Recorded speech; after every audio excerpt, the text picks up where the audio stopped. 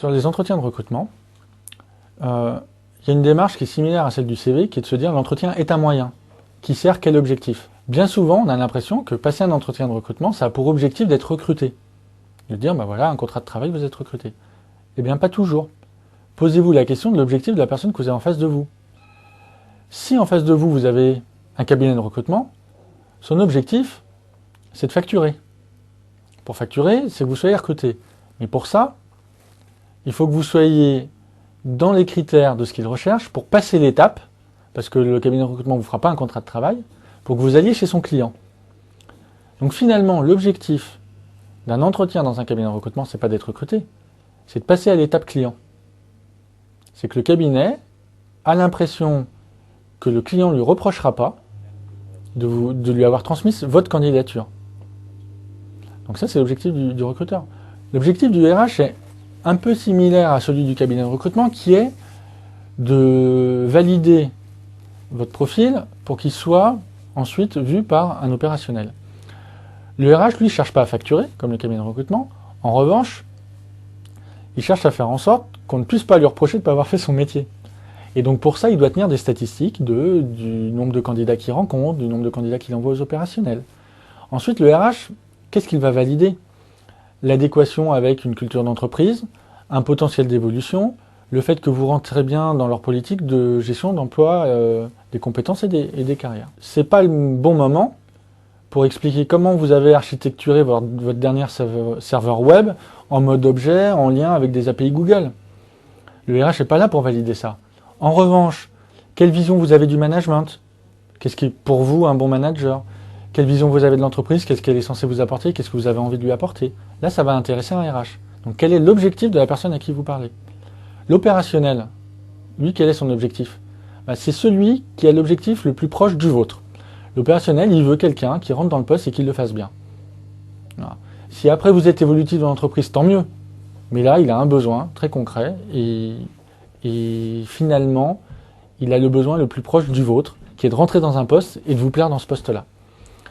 Et donc là, vous pouvez aborder des points techniques très précis, une façon de voir votre métier. Si vous êtes anti ou pro Microsoft, c'est un moment où vous pouvez le dire, alors qu'avec un RH, il pourra peut-être se dire que vous êtes un intégriste de l'informatique. Voilà. Quel est l'objectif de la personne que j'ai en face de moi? Si jamais vous l'identifiez, vous saurez quel entretien passer. Encore une fois, comme le CV, il ne s'agit pas de mentir.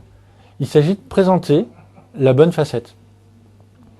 Est-ce qu'on est en train de présenter le candidat dans l'entreprise, sa vie, son avenir, ou est-ce qu'on est en train de présenter le candidat dans le poste, sa technicité, son autonomie, sa capacité à résoudre des problèmes? Et n'oubliez jamais qu'il y a un quatrième acteur, on a vu les cabinets, les RH, les opérationnels, c'est vous. Vous êtes en recherche d'adéquation. Vous n'êtes pas en train de passer un casting. Il n'y a pas quelqu'un qui va vous dire si oui ou non vous avez réussi votre casting. Vous devez, vous aussi, avoir un objectif. Et cet objectif-là, c'est pas d'être recruté.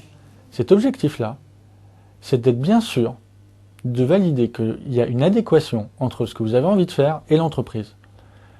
Pourquoi je vous dis ça? Ça paraît évident, mais en fait, ça ne l'est pas. Pourquoi je vous dis ça? Parce que dans l'entretien, trop souvent, le candidat essaye d'être recruté. Et donc, il se montre sous son meilleur jour, il essaye de comprendre ce qu'on attend de lui et il dit ce qu'on attend de lui. Mais là, c'est le meilleur moyen de passer à côté de votre entretien, et là je parle bien de votre entretien, et de ne pas recueillir les informations dont vous avez besoin pour savoir si oui ou non c'est la bonne entreprise pour vous. Et là, c'est très important d'être en recherche d'adéquation. Ce qui, par exemple, vous permet de démarrer l'entretien en posant des questions. Trop souvent, on voit des candidats qui arrivent, qui s'assiedent à la table et puis qui attendent l'interrogatoire. Non.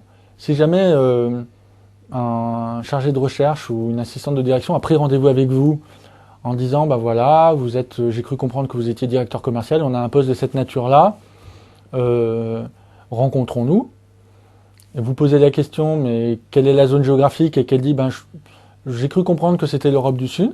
Vous arrivez en entretien. Quand le recruteur vous dit vous avez trouvé sans problème, vous pouvez très bien commencer l'entretien en disant oui, votre assistante m'avait bien expliqué sur le plan d'accès. En revanche, sur le poste, quand je lui ai posé la question sur la zone géographique, j'ai pas eu tous les éléments. Est-ce que votre poste c'est sur l'Europe du Sud ou le monde en entier? vous pouvez très bien démarrer l'entretien par poser vous-même une question. Et vous êtes légitime à le faire. Parce que, comme on l'a vu un peu plus tôt, vous êtes sur un pied d'égalité avec le recruteur.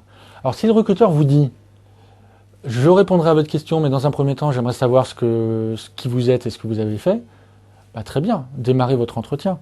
Encore une fois, c'est une entente cordiale. Donc, il n'y a pas de lutte de pouvoir côté recruteur, il ne doit pas y en avoir de votre côté. Vous ne devez pas imposer votre question. Mais il faut savoir en profiter. Tous les moments qui vous permettent d'être en recherche d'une information qui est pertinente pour votre évaluation, parce que vous aussi vous êtes en train d'évaluer l'entreprise, eh ben, utilisez-le.